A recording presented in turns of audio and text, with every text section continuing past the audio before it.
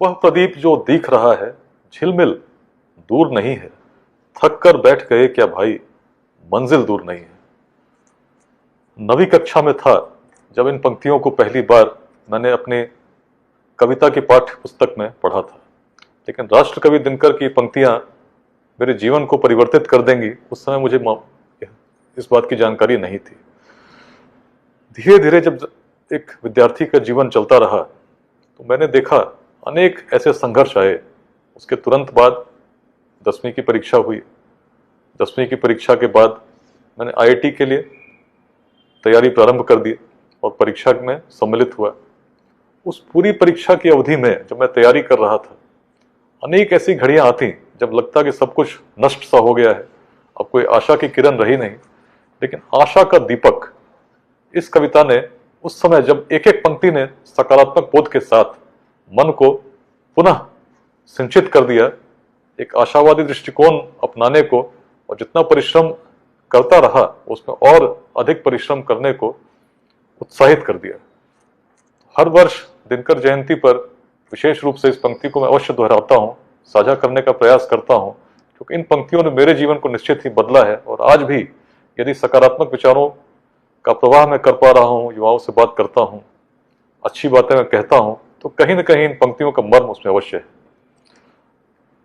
मुझे याद है जब आईआईटी की परीक्षा में दे रहा था उस समय भी, और उसके बाद जब मैं आईआईटी पहुंच गया था और यूपीएससी की परीक्षा दे रहा था, तब भी इन पंक्तियों को मैंने स्वयं अपने हाथ से लिखा था और लिखकर अपनी दीवार पर मैंने चिपकाया था।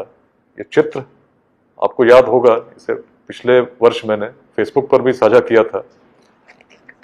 उस कविता की एक एक पंक्ति ही कुछ ऐसी है। वह प्रदीप जो दिख रहा है झिलमिल दूर नहीं है, थक कर बैठ गए क्या भाई, मंजिल दूर नहीं है। चिंगारी बन गई लहू की बूंद गिरी जो पग से, चिंगारी बन गई लहू की बूंद। आप इमेजिन कर सकते हैं, सोच सकते हैं कि साधक उसकी जब वो चल रहा हो अपने लक्ष्य की ओर, तो एक एक बूंद जो उसकी गिरती है, चिंगारी बन गई लहू की बूंद गिरी जो पग से, चमक रहे पीछे मुड़ देखो चरण चिन्ह जगमग से। एक एक पंक्ति बड़ी प्रेरित करती थी। शुरू हुई आराध्य भूमि यह, शुरू हुई आराध्य भूमि यह, क्लांति नहीं रे राही, और नहीं तो पांव लगे हैं क्यों पढ़ने डगमग से। जब सोचता उस समय, जब संघर्ष की घड़ी आती, तो सोचता कि मार्ग पर चल रहा हूं, मार्ग में बहुत सारे कंटक हैं, कंटकों से अपनी तरह से भेदते जा रहे हैं, आदमी चोटिल होता जा रहा है। लेकिन जब पीछे मुड़ के देखता हूं तो देखता हूं इतनी यात्रा तय हो चुकी है। और तब दिनकर की पंक्ति अगली है, बाकी होश तभी तक जब तक जलता तूर नहीं है, बाकी होश तभी तक जब तक जलता तूर नहीं है, थक कर बैठ गए क्या भाई, मंजिल दूर नहीं है। अपनी हड्डी की मशाल से, अपनी हड्डी की मशाल से हृदय चीरते तम का, सारी रात चले तुम दुख झेलते कुलिश निर्मम का, सारी रात चले तुम दुख झेलते कुलिश निर्मम का। एक खेप है शेष, एक खेप है शेष, किसी विध पार इसे कर जाओ, बस एक खेप है शेष, किसी विध पार इसे कर जाओ, वह देखो उस पार चमकता है मंदिर प्रियतम का। इन पंक्तियों में इतनी ऊर्जा है, जो आप पूरी मेहनत करते हो आपको लगता है कि बिल्कुल टूट से जा रहे हो, उस समय कोई कहे कि बस एक खेप है शेष, किसी विध पार इसे कर जाओ, वह देखो उस पार चमकता है मंदिर प्रियतम का, और आकर इतने पास फिरे, आकर इतने पास फिरे, वह सच्चा शूर नहीं है, थक कर बैठ गए क्या भाई, मंजिल दूर नहीं है। एक एक पंक्ति उस घड़ी में जो आप संघर्ष कर रहे होते हो, किसी परीक्षा की तैयारी कर रहे होते हो, और जीवन अपने आप में एक परीक्षा है। कोई भी लक्ष्य आपने तय किया तो निश्चित मान लो, आप जब तय करते हो तो शुरू में बहुत उत्साहित आदमी रहता है, लेकिन जब उस मार्ग पर आप चलने लगते हो, जब कंटक आपके रास्ते में अवरोधक पैदा करते हैं, अनेक प्रकार के विघ्न आते हैं, मनुष्य टूटने सा लगता है। उस समय इस प्रकार की आशावादिता जब मन में आती है, तो जो परिश्रम आप कर चुके व्यर्थ ना हो, उस पूरे संचार के साथ आपको पुनः सिंचित करती है और पुनः लक्ष्य की ओर अग्रसर करती है।